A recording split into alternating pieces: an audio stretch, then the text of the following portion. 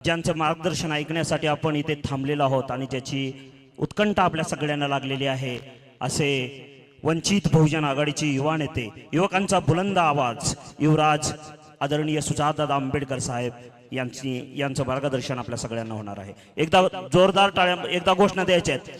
वंचित बहुजन आघाडीचा, वंचित बहुजन आघाडीचा आदरणीय बाळासाहेब आंबेडकर साहब, तुम आगे बढ़ो। आदरणीय सुजातदादा आंबेडकर साहब, तुम आगे बढ़ो। धन्यवाद। आदरणीय दादांना मार्गदर्शन करण्यासाठी मी बोलत आहे। दादा,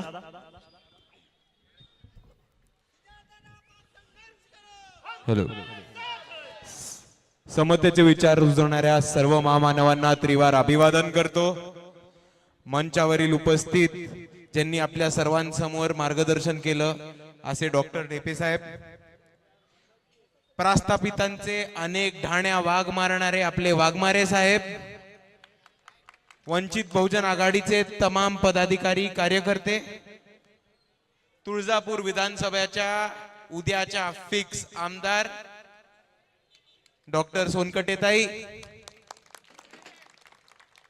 आणि इथे उपस्थित तमाम माझ्या माता भगिनी, बंधू, वडीलधारी मंडळी आणि या चळवळीतल्या तमाम साथीदारांना, या चळवळीतल्या तमाम लढवय्या योद्ध्यांना माझा जय जिजाऊ, जय शिवराय, जय ज्योती, जय क्रांती, जय मल्हार, जय लहूजी, अस्सलाम वालेकुम रहमतुल्लाही बरकातू आणि जय भीम। मित्रांनो, आपल्या सर्वांना माहिती असेल की 2 महिन्यापूर्वी 2 महत्वाचे निकाल इकडच्या सुप्रीम कोर्टाने पास केले होते। पहिला निकाल जो होता तो होता की एससी आणि एसटीच्या आरक्षणामध्ये आपण क्रीमी लेअर लावणार। आता इथे खूप मोठ्या संख्येने बहुजन बांधव उपस्थित आहेत। आपण कोणत्याही बहुजनाला किंवा ओबीसीला हे विचारून बघा की ओबीसीच्या आरक्षणामध्ये जेव्हा क्रीमी लेअर लागलं तेव्हा काय झालं, आणि ते तुम्हाला एकच गोष्ट सांगतील की क्रीमी लेअर जेव्हापासून ओबीसीच्या आरक्षणामध्ये लागलं तेव्हापासून ओबीसीच्या आरक्षणाचं नुकसान झालं आणि त्याच्यामुळे ओबीसीच्या आरक्षणाचं वाटोळं झालं। दुसऱ्या बाजूला अजून एक कायदा आपल्या सर्वांसमोर आलाय, तो म्हणजे वर्गीकरणाचा, सब क्लासिफिकेशनचा।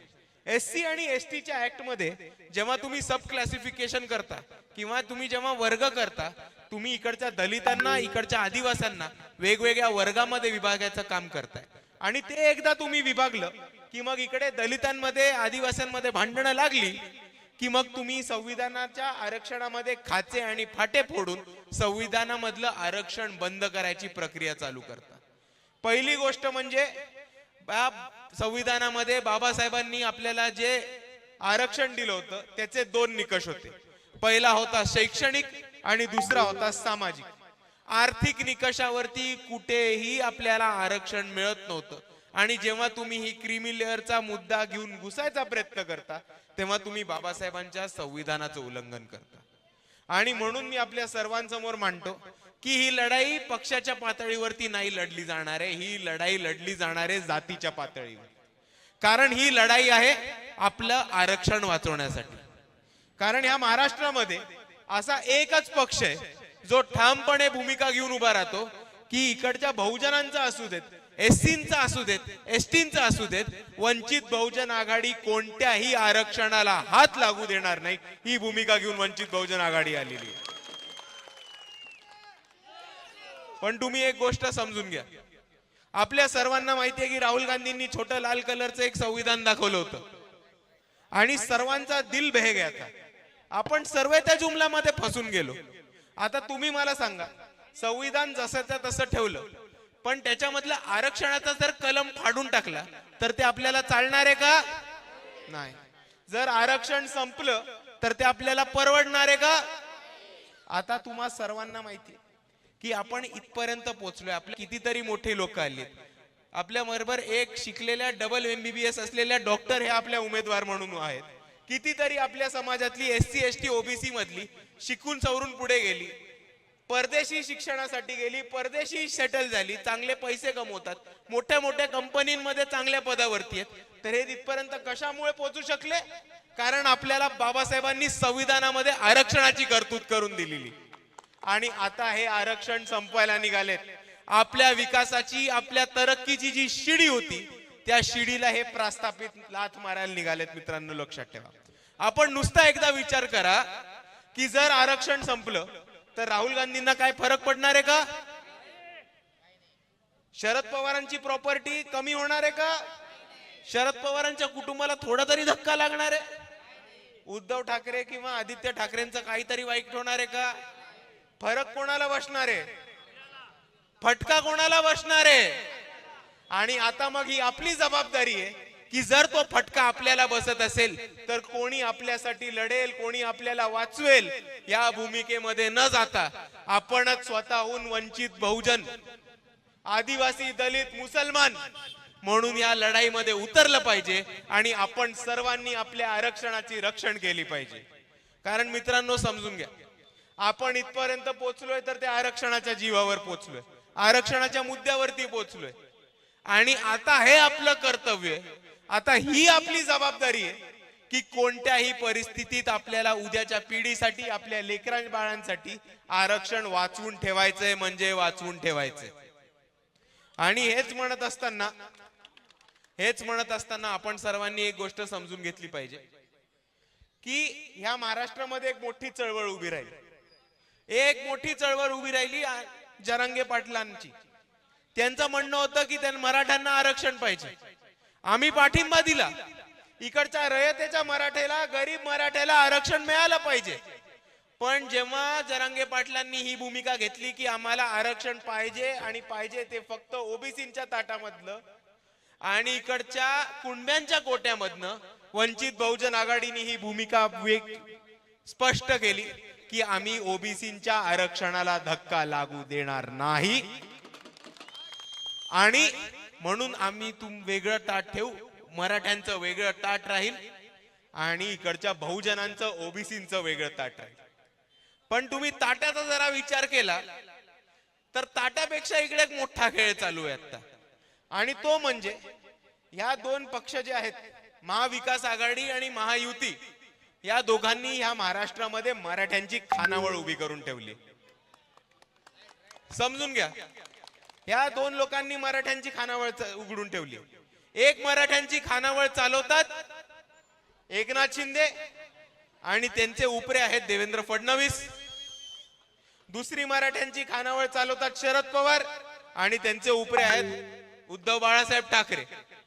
पण आपण इतके वर्ष मराठ्यांच्या खानावळीमध्ये लाईनीत थांबलो, इतके वर्ष आपण मराठ्यांच्या खानावळीमध्ये थांबलो, आपल्या ताटात काही पडलं का? आपल्याला जेवायला मिळालं का? इतके वर्ष मराठ्यांच्या खानावळीमध्ये आपण लाईन लावून उभे होतो, तरी इकडचा वंचित, इकडचा बहुजन, इकडचा मुसलमान, इकडचा आदिवासी, इकडचा दलित हा उपाशीच पोटात राहायला गेला होता. आणि म्हणून आता मी आपल्या सर्वांच्या एक मांडतो की आता आपण ह्यांच्या खानावळीमध्ये लाईन लावायचं बंद करू आणि ह्यांच्या खानावळीपेक्षा एक मोठी खानावळ ही वंचितांची, ओबीसींची उघडू. आणि आपण समजून घ्या, वंचितांच्या खानावळीमध्ये आपलंच ताट, आपलंच जेवण, आपलाच वाढपी, आपलाच आचारी, आपली चूल, आपलंच मटण आणि बोकड सुद्धा आपलं. तुम्ही समजून का मुद्दा काय? आपलं ताट म्हणजे आपलं मतदारसंघ, आपलं जेवण म्हणजे आपलं मत, आपले आचारी आणि आपले वाढपी म्हणजे आपल्या उमेदवार, आणि आपली खानावळ म्हणजे आपला पक्ष वंचित बहुजन आघाडी. आणि आता आपण समजून घ्या की आता आपली लढाई इकडच्या प्रस्थापितांशी आहे. जिंकायचंय की नाही जिंकायचंय? ताईंना जिंकून देणार की नाही देणार? आता आपल्याला डोक्याने काम करायचंय. प्रत्येक निवडणूक येते डॉक्टर साहेब, प्रत्येक निवडणूक येते आणि प्रत्येक निवडणुकीमध्ये इकडचा एक बहुजन खुश होतो की मराठ्यांच्या समोर स्ट्रॉंग 5-5 आलेत, यांच्या शर्यतीमध्ये आपण निवडून जाऊ. दरवेळेस असं होतं की नाही की समोर 5-5 स्ट्रॉंग मराठी आले, हा पाटील, तो पाटील, हा निंबाळकर, तो निंबाळकर, सगळे येतात. पण निघतं एकच पाटील, आपल्या बहुजनांना काही नाही मिळत. तर आता ही ह्याला म्हणतात पॉलिटिकल मॅच्युरिटी किंवा राजकीय शहाणपण. मामा तुम्ही सांगितलं, माझी सांगायची काय गरज नाही. आता आपण समजून घ्या, ह्यांच्यामध्ये एक पॉलिटिकल मॅच्युरिटी असते की 5 स्ट्रॉंग मराठा जरी उभे राहिले तरी रातोरात सर्व बसतात आणि ठरवतात कोणाला चालवायचं कोणाला काढायचं. आणि आता या इकडच्या मराठ्यांना आपल्याला सांगायची वेळ आलेली आहे की पॉलिटिकल मॅच्युरिटी, राजकीय शहाणपण हे इकडच्या बहुजनांमध्ये सुद्धा आलंय. आणि आमचं ठरलंय की तुळजापूर मध्ये फक्त डॉक्टर स्नेहाताईच चालणार. आणि ह्याच्यासाठी आपल्या सर्वांना एकत्र येऊन काम करायची गरज आहे. आपल्या सर्वांना बहुजनांची एकता आणि बहुजनांची ताकद दाखवायची गरज आहे. जितके मोठे छोटे बहुजन गट असतील, वंचितातले घटक असतील, मायक्रो ओबीसी असतील, साळी माळी तेळी कुंभार, चर्मकार मातंग बौद्ध, कैकाडी घिसाडी कोलाटी तिरमाळी, या सर्वांची पारधी, या सर्वांची एक मूठ बांधून आपल्याला वंचितांचा गड बांधायचा आहे. आणि कोणत्याही परिस्थितीमध्ये या निवडणुकीमध्ये जिंकायचंय म्हणजे जिंकायचंय. आणि आपण सर्व बघता की डॉक्टर ताईंच्या मागे मोठी वंचितांची एक मूठ जमलेली आहे. मोठी वंचितांची मूठ जमलेली आहे आणि डॉक्टर ताईंची सीट लागणार म्हणजे लागणार अशी परिस्थिती आलेली आहे. पण ह्याच्यामुळे एक गोष्ट झाली की इकडच्या प्रस्थापितांची फाटली आहे. आणि इकडचं प्रशासन, इलेक्शन कमिशन, पोलीस यांनी सगळं आमच्या विरोधात फिरवले. ताईंनी एक महत्वाचा मुद्दा घेतला होता की तुळजापूरचा सगळा विकास, तुळजापूरचे मेडिकल कॉलेजेस हे सगळे इकडच्या आमदारांनी मुंबईला फिरवले. तर ताईंना कमिशनरनी बोलवलं, इलेक्शन कमिशननी बोलवलं आणि म्हटलं की ताई तुम्ही हा मुद्दा जाहीरनाम्यातनं वगळा. आता इकडे मला सांगा, इलेक्शन कमिशनला आणि इकडच्या कमिशनरला कोणी अधिकार दिलाय की ते सांगणार वंचित बहुजन आघाडी कशाबद्दल बोलणार आणि कशाबद्दल नाही? त्यांना कोणी अधिकार दिलाय की वंचित बहुजन आघाडीच्या मॅनिफेस्टो मध्ये, जाहीरनाम्यामध्ये कोणता मुद्दा असेल आणि कोणता नाही? ही इलेक्शन मॅनेज करायचा प्रयत्न चाललाय. आणि हे दबाव तंत्र, हे पोलीस प्रशासनाचा दबाव हे तेव्हाच वापरतात जेव्हा इकडच्या प्रस्थापितांच्या पायाखालची जमीन सरकते आणि त्यांना हे कळतं की इकडे एक वंचित, इकडे एक बहुजन हा जिंकून येतोय. पण इकडच्या पोलीस प्रशासनाला, रिटर्निंग ऑफिसरांना, इलेक्शन कमिशनच्या लोकांना आणि तमाम प्रशासनाला मला एकच गोष्ट सांगायची आहे की राणा पाटील परत आमदार म्हणून निवडून येत नाहीत. पुढच्या वेळेस निवडून आल्या तर ताई येतात. आणि मग एकदा ताई आल्या आणि इकडच्या पोलीस प्रशासनाचा आणि इकडच्या आमदारांचा तुमच्या डोक्यावरनं हात हटला की तुमची गाठ माझ्याशी आहे, एवढं लक्षात ठेवा.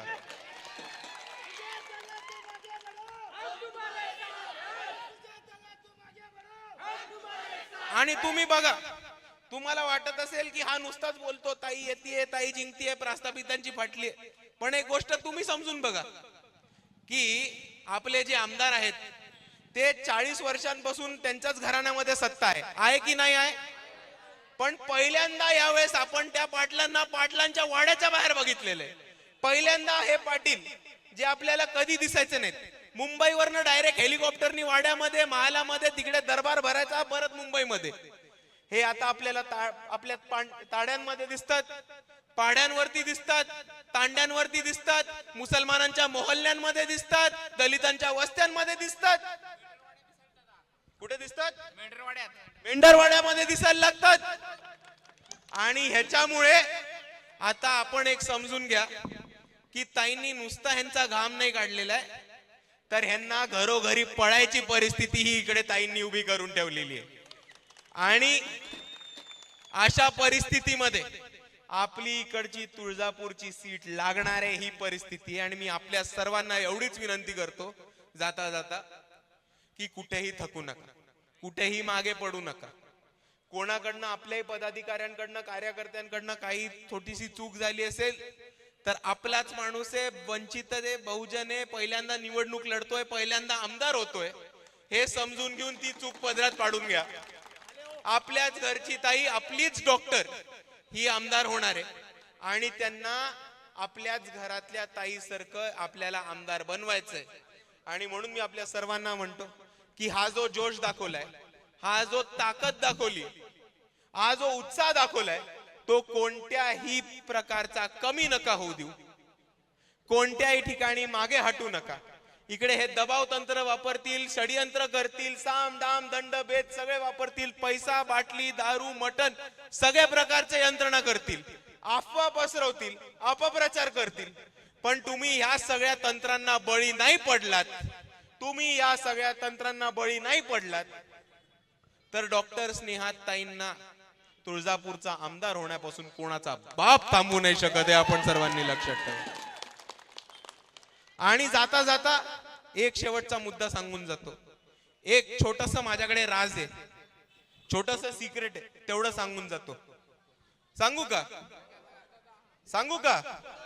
बाहेर जाऊन कोणाला सांगू नका, चालेल का? बाहेर जाऊन फक्त कोणाला सांगू नका, सगळे जवळ या, काम देऊ नाही का, कान देऊ नाही का, नीट सगळ्यांनी नीट ऐका. बाहेर जाऊन नाही सांगणार ना? ठीक आहे. तर आतमधला राज असा आहे की काँग्रेसचे जे उमेदवार आहेत त्यांना बरेचसे पैसे देऊन इकडच्या आमदारांनी मॅनेज केलेलं आहे. आणि आताची जी लढाई आहे ती आपल्या आणि भाजपमध्ये आहे. आणि धीरज पाटील हे मॅनेज झालेत म्हणून त्यांच्याकडे कोणी जाऊ नका, हे आपल्याला एवढीच शेवटची विनंती करतो आणि माझं भाषण थांबवतो. जय भीम, जय संविधान.